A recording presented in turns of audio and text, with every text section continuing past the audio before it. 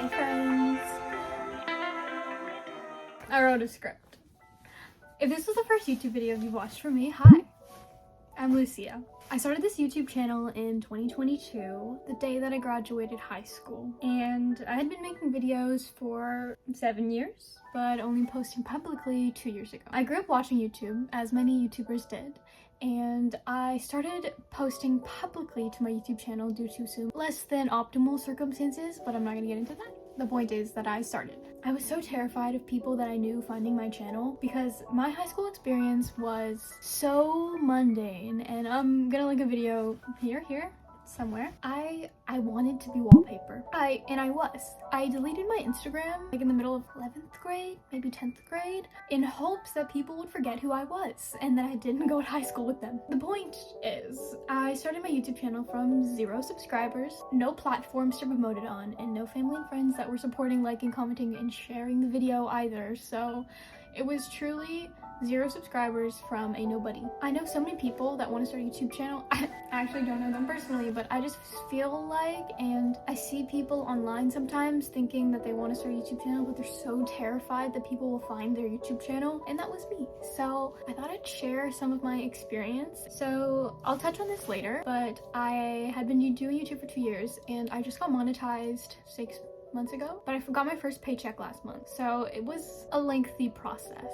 And I have around 3,000 subscribers today, which is insane. The first 10 subscribers was the hardest thing ever. This is my first point. People are not as likely to subscribe to a channel that has 0 subscribers, and people are not as likely to watch a video if it has less than 1,000 views. Maybe this is only some people. I think majority of the people don't think that watching a video that has less than 1,000 views is gonna be good quality or gonna be entertaining. When you get more than 1,000 views, people might click on your video more, and if you have 1,000 subscribers, then you're like, oh, I'll subscribe. But subscribing under 1,000 followers it's a weird mindset to do. Also, if you think that that's not a thing, I watched a TikTok by Madeline RG, and she basically said it.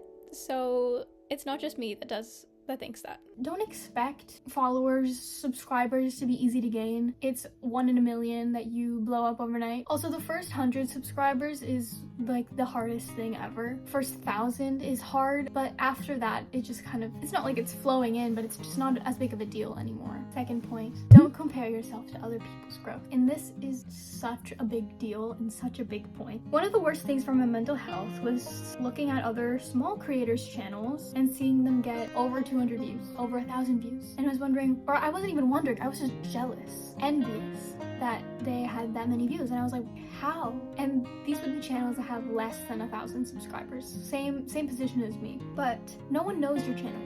You built from nothing, and you need to find your spot in YouTube's algorithm, because your first video that you post isn't gonna get 10,000 impressions. Maybe it will, again, 1 in a million, but don't go into YouTube with that expectation. Also, everyone's path is different. I think I said that already. Some people grew on some people grew on Instagram first. Some people grew on TikTok first, and they moved to YouTube. So they already have people that follow them on the other platforms, so when they post their first YouTube video, yeah, it makes sense that they're gonna get over 1,000 views. And you don't know that. You also don't know that someone that has 5 videos total on their YouTube channel didn't private other YouTube videos. Because sometimes I see channels that have 5 videos and they have 5,000 subscribers. I'm like, how did you do that? But you don't know if they privated videos or not, which is something that you don't think about. Another point that I want to give advice for is to not memorize your YouTube algorithm numbers. Don't get so fixated on the number of subscribers you have, because you will gain and you will lose subscribers. I remember when I had 19 subscribers, I was so fixated on getting that 20th subscriber, and I didn't get it for like a month. And that was just in the back of my mind for a month, and it made my month so terrible. And then I got that 20th subscriber, and then I lost one. So then I went back to 19, which was devastating. If it's a number that doesn't change for a month, yes, you might be hyper fixated on it, but just know you will lose, you will gain, and it's okay. It takes many people, I think I get into this later, but it takes a lot of people over a year to get monetized. Another thing that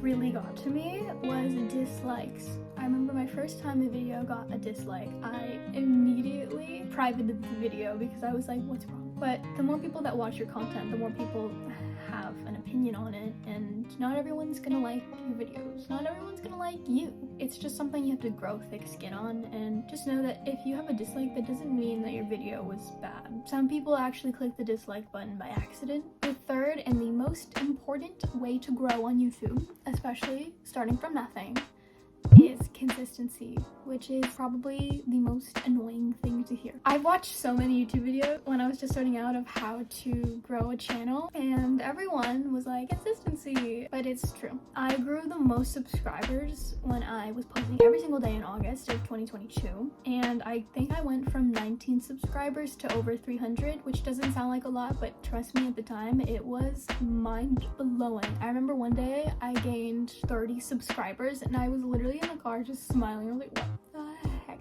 is going on? So consistency definitely pays off. And during the school year, I would just not post and ghost my YouTube channel because I was so busy. And I also felt like I had nothing to share because my life was so boring. It was just me vlogging, essentially, which is what the next point is. What do you film? What do you make videos about? The number one thing that people say not to do as a small creator is to make vlogs because no one cares about you yet. But as an individual person, the easiest thing to make is a vlog. And by individual person, I mean like you're not a duo, you're not in a group, you have no one to bounce off of, you have no one to have a conversation with. It's very easy to just resort to vlogging your everyday life, and no one wants to watch that. So what do you film? I went into YouTube doing lifestyle videos, which is like kind of vlogging, but kind of not. And it didn't do very well, as many people would expect. But my ASMR videos is what blew up, and that's why I have 3,000 subscribers today. Finding a niche is very important, but it's also very difficult because I am not in the ASMR niche. This is not an ASMR channel, but I post ASMR videos on it.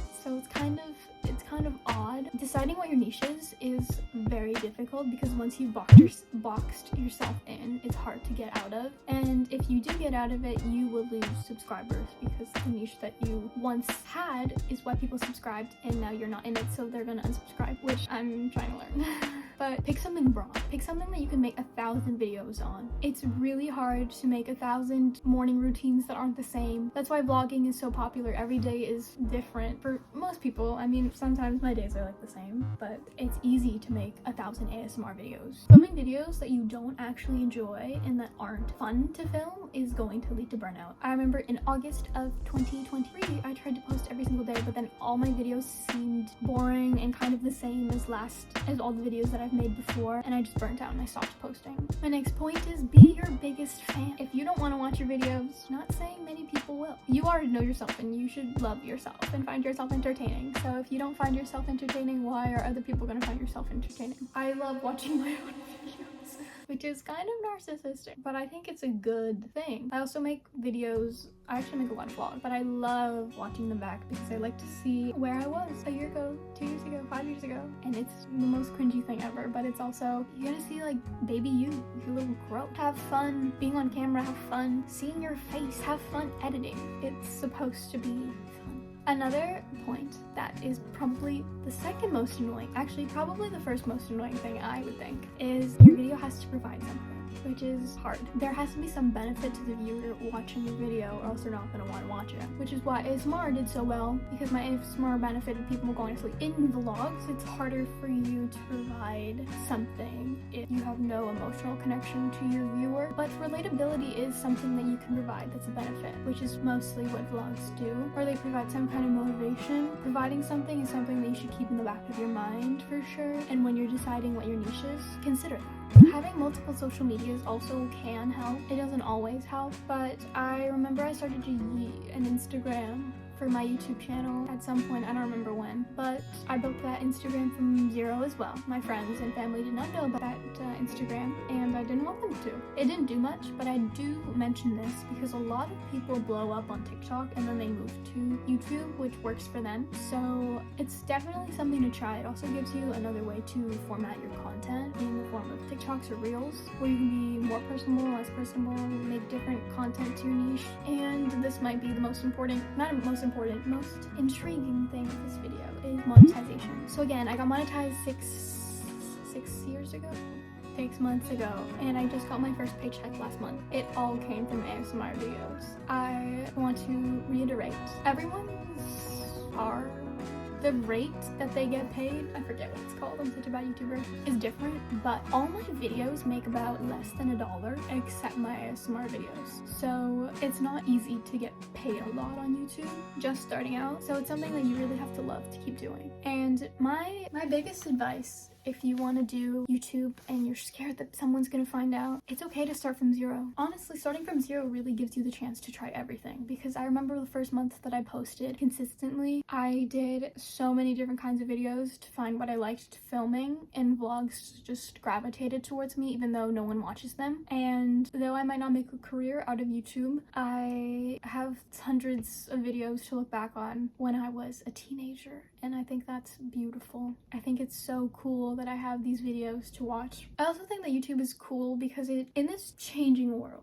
you can use it as a portfolio, but it's nice to just be able to send someone the link to a video that I was proud of, to be like, hey, this is me, this is my editing style, this is my art. And there can be a lot of connections that grow from YouTube, even if you don't make money on YouTube or you don't get that many views. Optimism. One video can change your life, for better or for worse. Hopefully for better. You just need one video to blow up for all your other videos to blow up. You just need one person to believe in you for your channel to take off. It's a crazy world. From me to you. I really, really, really hope that you start a YouTube channel for you, so you have these videos to look back on. And not be so scared that people are gonna find it. That's a message for me too. Bye!